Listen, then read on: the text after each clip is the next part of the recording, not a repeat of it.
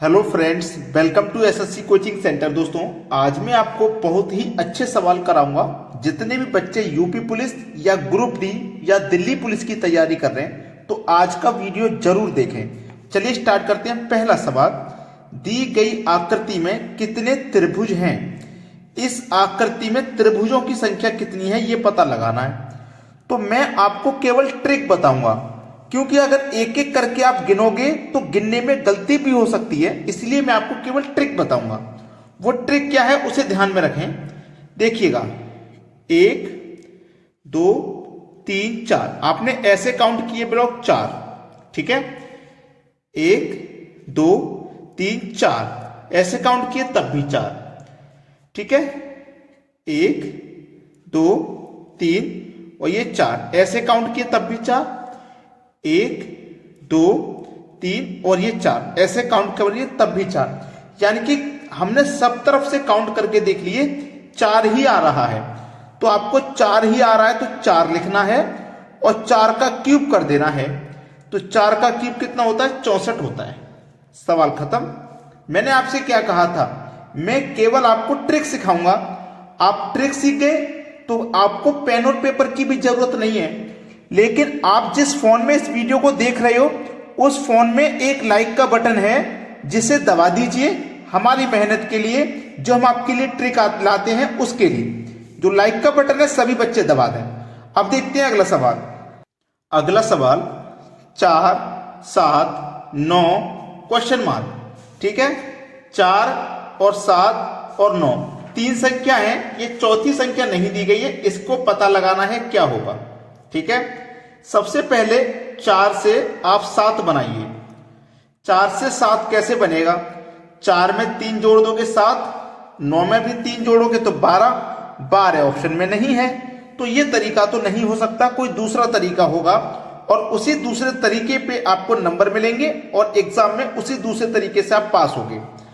4 से 7 बनाना जो तरीका मैं आपको बता रहा हूं, अगर वो तरीका आपको पहले से आता है तो कमेंट में बता देना कि सर मुझे ये तरीका पहले से पता था। 4 से 7 बनाने का तरीका, आपको 4 से 7 बनाना है तो 4 का स्क्वायर कर दो, 16 आएगा। इस 16 में 1 और 6 है, इन दोनों को प्लस कर दो। तो 1 और 6 को प्लस करोगे कितना जाएगा? 7, जो हमें चाहिए था। ऐसे ही 9 से बनाना है हमें, क्वेश्चन मार्क है ना। तो ये जो 9 है ना, इस 9 का स्क्वायर कर दो, कितना आएगा स्क्वायर में? 81। तो इस 8 को और इस 1 को प्लस कर दो, प्लस करोगे तो कितना आएगा? 9। मतलब यहां पे आने वाली संख्या 9 है। पहला ऑप्शन हो जाएगा सवाल का सही जवाब। क्लियर हुआ सभी को? चलिए अब देखते हैं अगला सवाल। अगला सवाल है, यदि 2 स्टार 3 बराबर 1, 3 स्टार 4 बराबर 5 हो तो 7 स्टार 9 बराबर क्या होगा? बहुत अच्छा सवाल। देखिएगा, 2 स्टार 3 बराबर 1 है, 2 और 3 का कुछ ऐसा करिए कि 1 बन जाए। तो इस 2 और इस 3 का अगर हम एक बार मल्टीप्लाई कर देंगे तो 6 आ जाएगा। इसी 2 और 3 को एक बार हम जोड़ देंगे तो 5 आ जाएगा, है ना। अब इस दोनों का अंतर करो, एक बार गुणा किया है एक बार जोड़ा है, दोनों का अंतर कर दो, 1 आ जाएगा। हमको 1 चाहिए था। समझ में आई बात? यही तरीका आगे लगाते हैं। 3 स्टार 4 बराबर 5 लेके आना है। जिस तरीके से यहां पे लाई बिल्कुल वही तरीका अपनाएंगे। 3 और 4 का एक बार गुना कर दो, 12 आएगा। 3 और 4 को एक बार जोड़ दो, 7 आएगा। दोनों को अंतर कर देंगे, 7 5 12 और 7 का अंतर 5 आएगा, तो 5 हमको मिल गया। यही लॉजिक हमें यहां लगाना है। 7 और 9 का एक बार गुणा कर देंगे, भाई एक बार गुणा करना है, 7 9 63, एक बार इनको जोड़ देना है, कितना आएगा? 9 और 7 16, दोनों का अंतर कर दो, यानी कि 63 में से 16 को घटा देंगे तो बचेगा 47। 47 किस ऑप्शन में है? पहले ऑप्शन में। यह हो जाएगा आपके सवाल का बिल्कुल सही जवाब। चलिए अब देखते हैं अगला प्रश्न। अगला प्रश्न है, 3 संख्याओं का औसत 154 है, पहली संख्या दूसरी से दोगुनी है और दूसरी संख्या तीसरी से दोगुनी है, तो पहली संख्या क्या है? बहुत अच्छा सवाल। 3 संख्याओं का औसत 154 है, ये संख्या है, ये औसत है। संख्या का गुना औसत से करेंगे तो योग पता लगता है। तो 3 का गुना 154 से कर दो, 462 हो जाएगा योग। तो 3 संख्याओं का योग है 462। पहली संख्या, दूसरी संख्या और तीसरी संख्या। चलिए, कहा गया है प्रश्न में दूसरी संख्या से दोगुनी है। कौन? पहली संख्या। जो पहली संख्या है ना वो दूसरी से दोगुनी है, और दूसरी संख्या तीसरी से दोगुनी है, दूसरी संख्या तीसरी से दोगुनी है। अगर तीसरी 1 होगी तो दूसरी दोगुनी है 2, और जो पहली संख्या है वो दूसरी से दोगुनी है, जो पहली संख्या वो दूसरी से दोगुनी है, तो दूसरी से दोगुनी हो जाएगी पहली संख्या 4। ठीक है, चलिए हमारे पास योग कितना है? 462। जब योग है तो अनुपात का भी योग करेंगे। 4 और 2 6 और 1 7। इस योग में अनुपात के योग से डिवाइड कर दो। 7 6 42, 4 बचेगा, 2 लगा देंगे 42, 7 6 42, 66 बार में कट गया। बोला है पहली संख्या क्या है? पहली संख्या पूछा है, तो 66 का गुना 4 से कर दो। 4 6 24 का 4, हाथ से लगे 2, 4 6 24 और 2 26। यानी कि पहली संख्या पूछ रहा था क्या है, तो पहली संख्या हो जाएगी 264। पहला ऑप्शन हो जाएगा सवाल का बिल्कुल सही जवाब।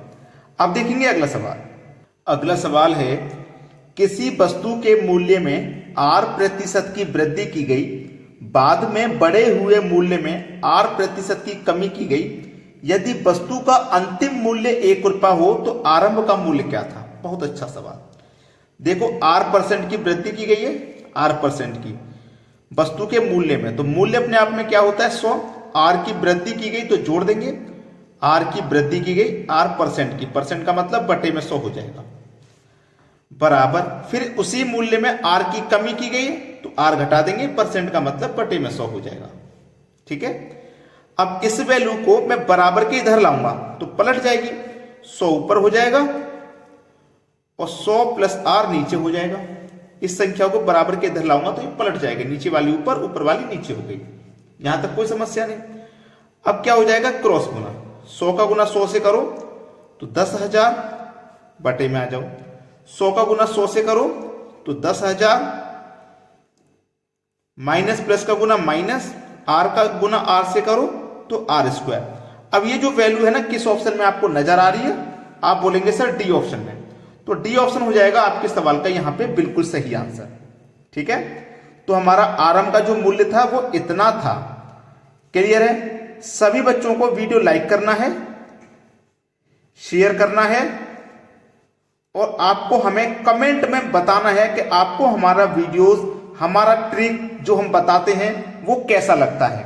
ठीक है, सभी बच्चे कमेंट में जरूर बताएंगे। जिस बच्चे ने वीडियो पूरा देखा है, समझ में आया है, तो कमेंट करना ना भूलें।